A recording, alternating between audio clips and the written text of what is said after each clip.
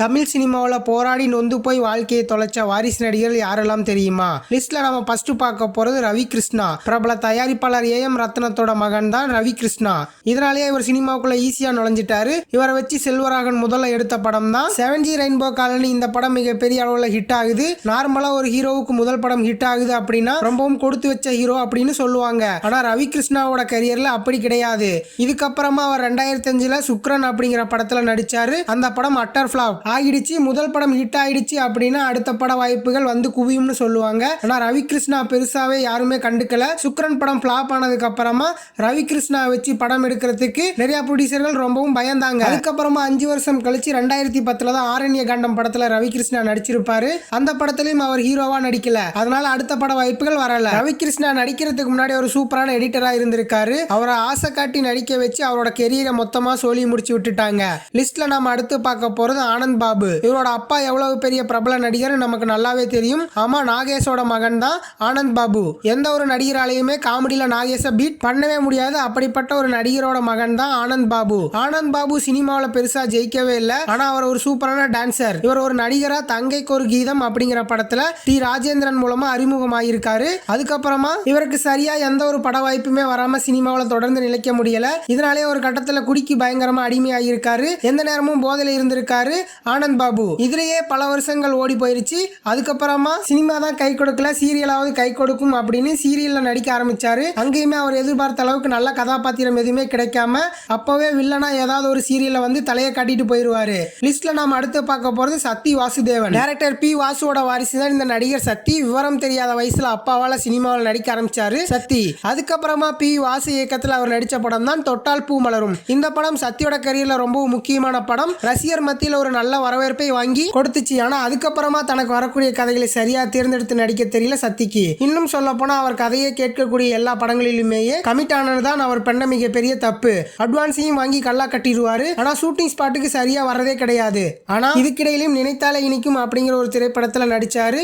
இந்த படத்தின் மூலமா சக்தி வாசுதேவன் யங்ஸ்டர் மத்தியில் ஒரு பயங்கர ஃபேமஸ் ஆனாரு. இதை பயன்படுத்தி நல்ல நல்ல கதைகளை தேர்ந்தெடுத்திருந்தாரு அப்படின்னா இன்னைக்கு கண்டிப்பா முன்னணி ஹீரோவா வலம் வந்திருக்கலாம். ஆனா அவர் அதை பண்ணல. கூடவே குடிக்கும் அடிமை ஆகிட்டாரு. ஒரு வாட்டி சென்னையில நடு ரோட்ல காரை விட்டுட்டு பயங்கர போதையில இறங்கி வேஷ்டி கூட சரியா கட்ட முடியாம தள்ளாடிக்கிட்டே சக்தி நடந்து போனது நம்மளால மறக்க முடியாது. ஒரு வாரிசு நடிகர் இப்படி ஒரு சம்பவம் பண்ணி இருக்காரு அப்படின்னா அவரோட பெயர் எந்த அளவுக்கு கெட்டு போகும் நமக்கு நல்லாவே தெரியும். அதோட சக்தியோட கெரியரும் முடிஞ்சு போச்சு. லிஸ்ட்ல நாம அடுத்து பார்க்க போறது மனோஜ் பாரதி ராஜா. தாஜ்மஹால் படத்தின் மூலமா ஒரு நடிகராக நம்ம தமிழ் சினிமாவில் அறிமுகமாகிறாரு மனோஜ்.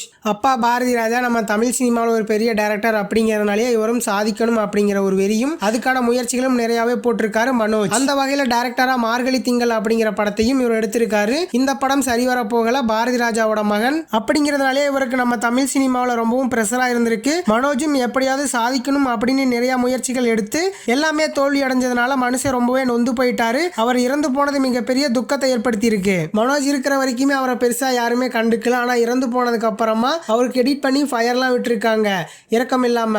லிஸ்ட்ல நாம அடுத்து பார்க்க போறது ஜித்தன் ரமேஷ். RB சௌத்ரியோட மகன் தான் ஜித்தன். கூடவே பிரபல நடிகர் ஜியோவோட தம்பி அப்படிங்கிற பெயரும் இவருக்கு இருக்கு. இவர் நடிச்ச முதல் படம் தான் ஜித்தன். இதன் மூலமா தான் இவருக்கு ஜித்தன் ரமேஷ் அப்படிங்கிற பெயரும் கிடைச்சது. முதல் படம் என்னவோ இவருக்கு சூப்பரா தான் அமைஞ்சிருக்கு. ஆனா அடுத்தடுத்த படங்கள் தொடர் தோல்வி. ஒரு கட்டத்துல ஜித்தன் ரமேஷ் வச்சு படம் எடுக்கிறதுக்கு எந்த ஒரு டைரக்டரோ ப்ரொடியூசரோ ரெடி ஆகல. மறுபடியும் கம்பேக் கொடுக்கலாம் அப்படிதான் பிக் பாஸ் நிகழ்ச்சிக்குள்ள கலந்துகிட்டாரு. அங்க போய் கொஞ்சம் இருந்த நல்ல பேரையுமே கெடுத்துக்கிட்டது தான் மிச்சம். அப்பவுமே ஜித்தன் ரமேஷுக்கு சரியா எந்த வாய்ப்புமே கிடைக்கல. சோ மக்களே, இந்த 5 நடிகர்களோட வாழ்க்கையும் கரியரையும் பார்க்கும்போது நமக்கு ஒன்று நல்லா புரியுது. சினிமாவில் வாரிசா பிறந்தா முதல் படத்துக்கான கதவு வேணா ரொம்பவும் ஈஸியா திறக்கலாம். ஆனா அந்த படிக்கு உள்ள வந்ததுக்கு அப்புறம் ஜெயிக்கிறதுக்கு பேக்ரவுண்டா அப்பாவோட பேரோ மட்டும் பத்தாது. சரியான கதைகளை தேர்ந்தெடுக்கிற புத்திசாலித்தனமும் கூடவே இருக்கிறவங்களை அடையாளம் காண்ற நிதானமும் எல்லாத்துக்கும் மேல சக்சஸ் தலையில ஏறாம பாத்துக்கிற அடக்கமும் இது எல்லாமே இருந்தா மட்டும்தான் சினிமாங்கிற ஒரு மாய உலகத்துல தப்பிக்க முடியும். இன்னொரு பக்கம் யோசிச்சு பாருங்களேன், இவங்களுக்கு இவ்வளவு பெரிய பேக்ரவுண்ட் இருந்துமே சின்ன சின்ன தப்பான முடிவுகளாலையும் சூழ்நிலைகளாலையும் கரியரே போயிருக்குன்னா எந்த ஒரு சினிமா பின்னணியுமே இல்லாம சாதாரண மிடில் கிளாஸா இருந்து வந்து இன்னைக்கு தமிழ் சினிமாவில் டாப் இடத்துல இருக்கிற மற்ற நடிகர்களோட உழைப்பும் அவங்க தாண்டின அவமானங்களும் எவ்வளவு பெருசா இருக்கும். இந்த 5 நடிகர்கள் ஐயா இவர் இன்னும் நல்லா நடிச்சு பெரிய இடத்துக்கு வந்திருக்கலாமேன்னு